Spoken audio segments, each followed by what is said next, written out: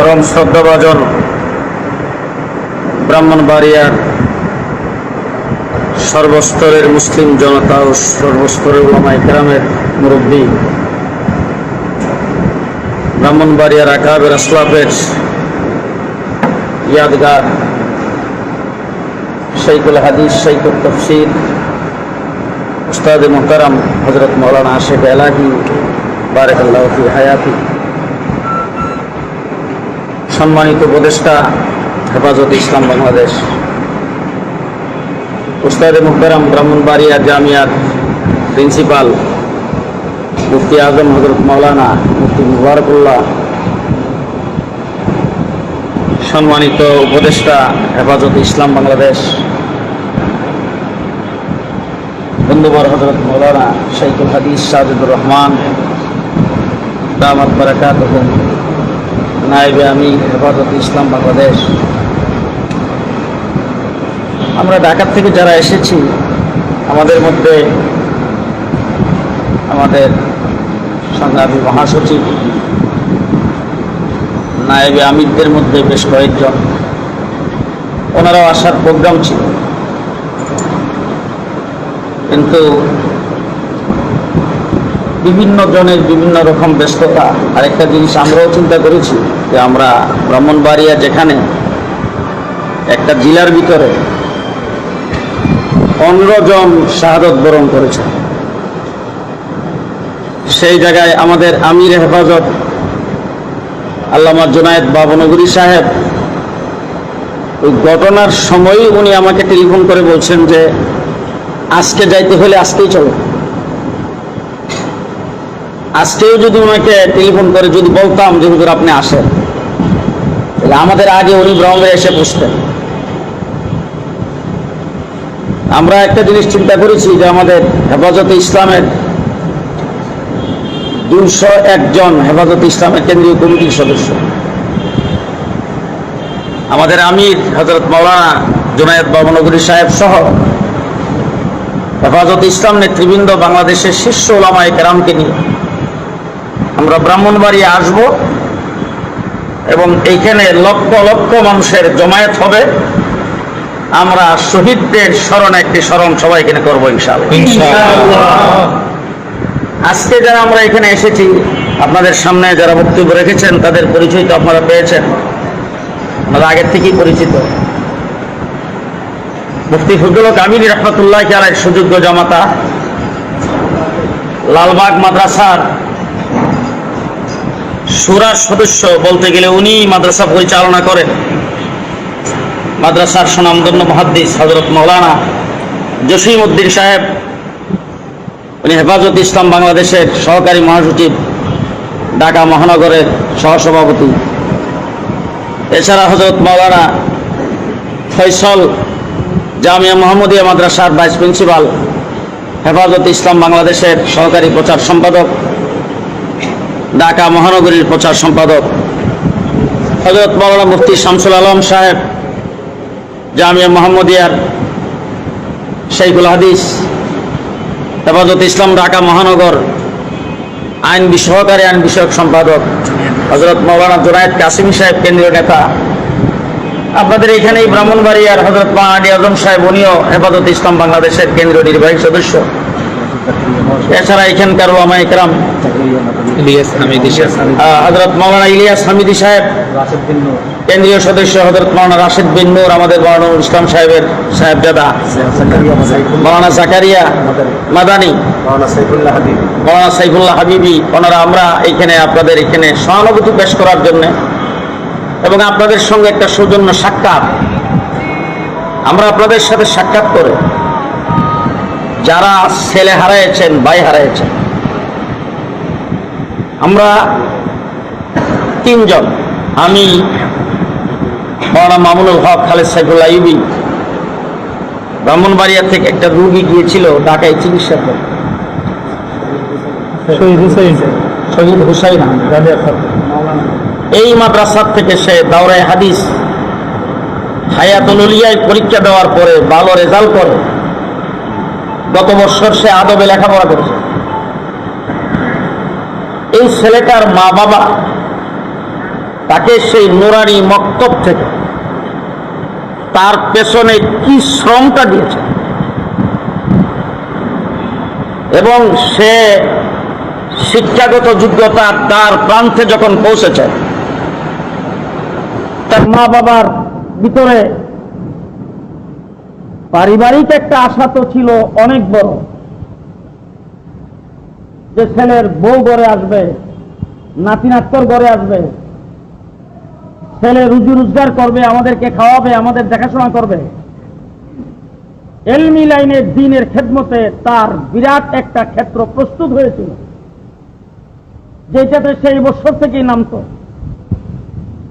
আজকে এমন একটা ছেলের এবং তার গোটা পরিবারের যাবতীয় পরিকল্পনা চিরদিনের জন্য শেষ করে দেওয়া হলো, পাখির মতো বলি করে।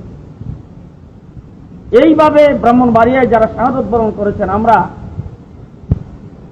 শহীদদের পরিবারের মাথায় হাত দিতে পারবো, পিঠে হাত দিতে পারবো, হয়তো আমাদের কিছু টাকা পয়সা দিয়ে সামান্য কিছু সাহায্য করতে পারবো, কিন্তু আমরা তো আপনাদের কোনো প্রতিদান দিতে পারবো না। আপনাদের প্রতিদান আল্লাহ দেবেন, এবং এই শহীদ আপনাদের জন্য নাজাতের জরিয়া হবে।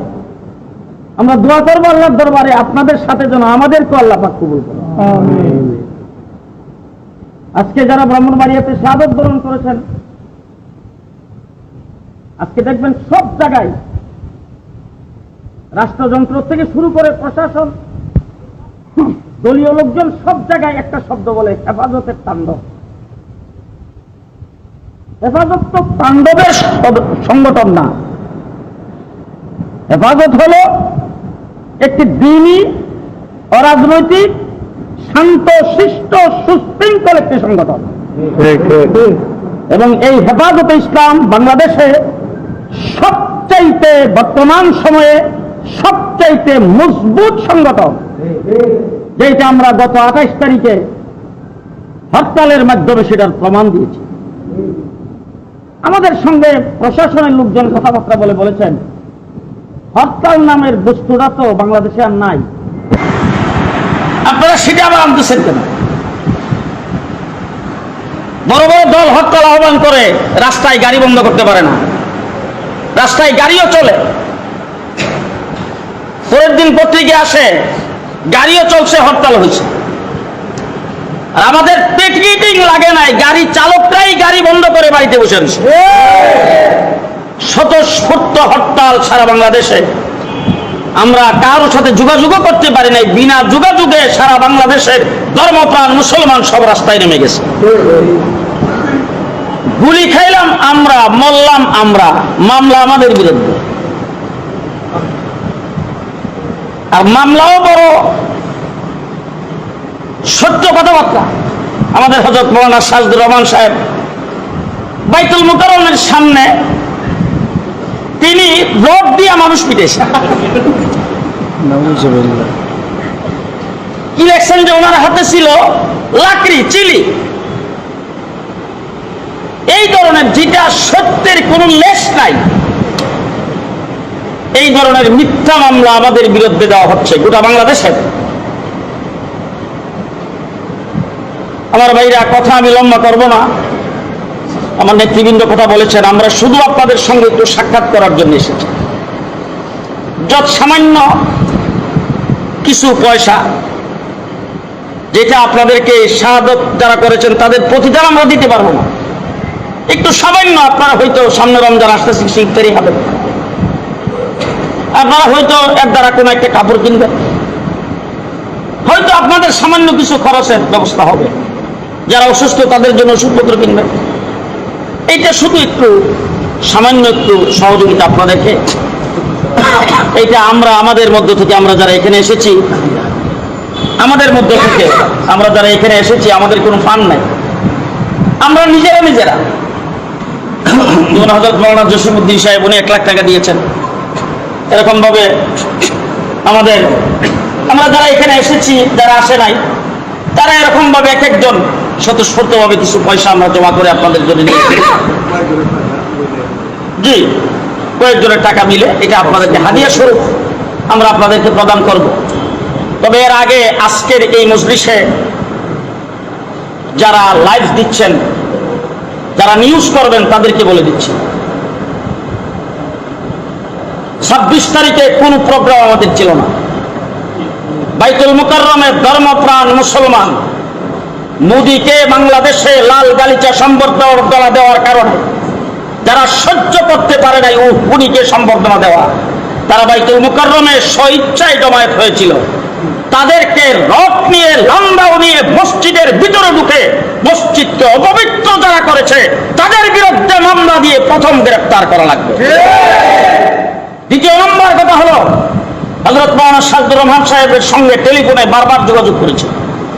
উনি বলেছেন আমাদের পরীক্ষা শেষ। ওনারা রাস্তায় বিক্ষোভ মিছিল করেছেন, বিক্ষোভ সমাবেশ করেছেন, শান্তিপূর্ণ সমাবেশ, ওনাদের নেতৃত্বে সমাবেশ করে তারপর ওনারা মাদ্রাসায় চলে এসেছে। তারপরে মাদ্রাসার সামনে এসে কে ককটেল ফুটাইছে, কে সেই মাদ্রাসায় ডিল মেরেছে, কে মাদ্রাসায় আক্রমণ করেছে, তাকে গ্রেফতার করে আইনের আওতায় আনতে হবে। আমরা আইনের ঊর্ধ্বে নই। কোন দুষ্কৃতি আমরা করে থাকলে আমাদেরও বিচার হোক, আমাদের কোনো আপত্তি নাই। কিন্তু যারা উস্কানি দিয়েছে, যারা বাড়াবাড়ি করেছে, যাদের কারণে জনগণ স্বতঃস্ফূর্ত রাস্তায় নেমে এসেছে, তাণ্ডব যারা ঘটাইছেন, তাদেরকে ধরা দরকার আগে। আমি আজকে দাবি জানাবো, ব্রাহ্মণবাড়িয়া যারা মামলা করেছেন, মামলা যারা সাজাইছেন, মেহেরবানি করে থামুন, না হলে কঠিন জবাব দেওয়া হবে। এইভাবে সারা হবে না, এক মাঘে শীত যায় না, কঠিন জবাব দেওয়া হবে। হেফাজতে ইসলাম কি পারে বাংলাদেশকে অচল করে দিতে, এটা আমরা দেখাই দিয়েছি।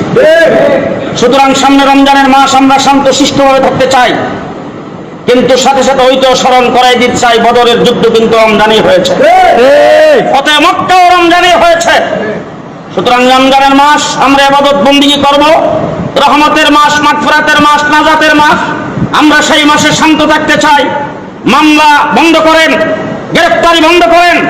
যদি গ্রেফতার করা হয় এবং একের পর এক যদি মামলা দেওয়া হয়, আমরা কঠিন পদক্ষেপ নিতে বাধ্য হব, আমাদেরকে বাধ্য করবেন না। শহীদান একরামের অভিভাবকরা যারা এসেছেন, আপনাদেরকে এক একজন করে নাম ধরে ডাক দেওয়া হবে। আপনারা আমাদের হাত থেকে হযরত মাওলানা সাইদুর রহমান সাহেব, আমাদের উস্তাদ মোহতারাম দুইজনে কোনো উপস্থিত আছেন, ওনাদের হাত থেকে আপনারা নিয়ে যাবেন। আর আহত এখানে আপনারা যারা এসেছেন, আপনাদের সকলেরই কাছে মিষ্টি আছে। আহতদের ব্যাপারে আমি শুধু একটি কথাই বলতে চাই, যে সমস্ত আহত রোগীরা ঢাকায় চিকিৎসার জন্য গিয়েছেন, আমরা তাদেরকে যথাসম্ভব আমাদের হযরত মাওলানা ফয়সাল, তারপরে মাওলানা ফজলুল করিম সাহেব, ওনাদের সহ একটা টিম গঠন করে আমরা দিয়েছি। যারা রোগীরা গেছেন তাদের খবর নিয়ে দেখেন, আমরা প্রত্যেক দিন তাদের চিকিৎসা, খাবার দাবার সহ যাবতীয় সব কিছু এক হাসপাতালে না হলে আরেক হাসপাতালে স্থানান্তর করা, এইগুলি করে তাদেরকে আমরা যথাসম্ভব আমাদের সাধ্য অনুযায়ী আমরা সেবা দিয়ে যাচ্ছি। এবং ব্রাহ্মণবাড়িয়াতে যে সমস্ত আহত সিরিয়াস রোগী আছে, এইগুলির ব্যাপারও আমাদের সাধ্য অনুযায়ী আমরা সহযোগিতা করার জন্য চেষ্টা করব। এবং শহীদ যারা হয়েছে তাদের পরিবারের সাথে আজকে শুধু আইসা দেখা করে গেলাম তাই নয়, ইনশাআল্লাহ যতদিন আল্লাহ হায়াতে বাঁচায় রাখে আসি আপনাদের সাথে। আখির দাওয়ানা নিরহ কোনো মানুষকে যেন হয়রানি না করা হয়, এটা আজকের এই মজলিস থেকে আমাদের দাবি। দেখি আমাকে আসতে গিয়ে দেখি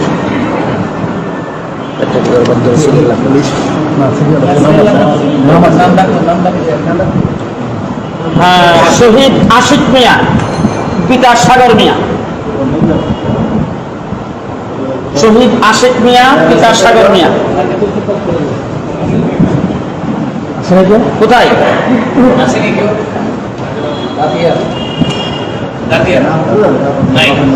আসছেন তো মনে হয়, নিচে আসছে, নিচে আসছে। এই একটু দেন না,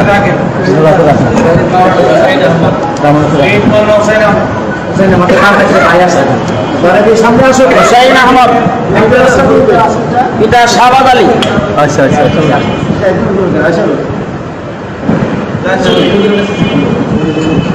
এই আশা ভাই কয়েকটা ছবি তুলতে পারো না তোমরা? কি পরে নিউজ তো বলে এখন থেকে শুরু করলে শহীদ কাউসার 50 শহীদ কাউসার মিয়া পিতা আলী আহমদ। হ্যাঁ আছে শহীদ কাউসার মিয়া পিতা আলী আহমদ। হুজুরের কাছে যান।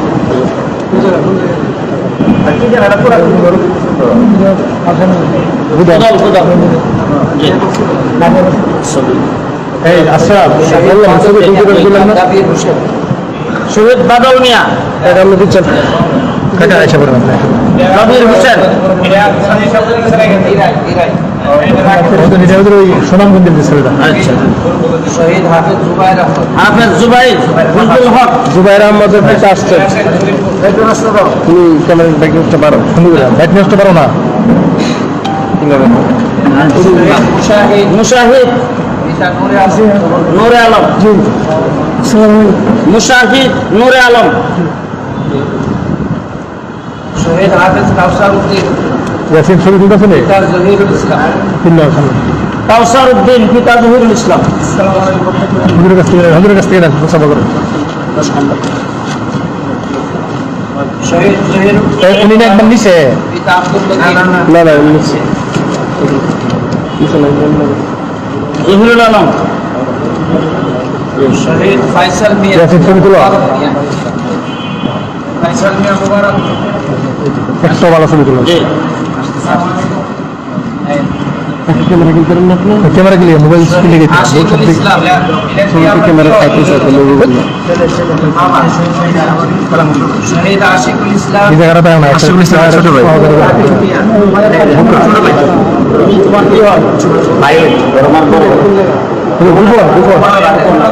রাত্রে কবর জিয়ারত করছিলাম আমরা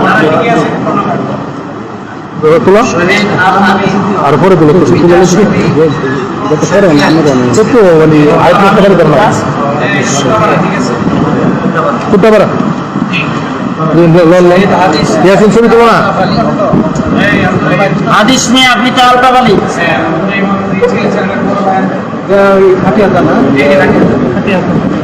শহীদ লিটন মিয়া।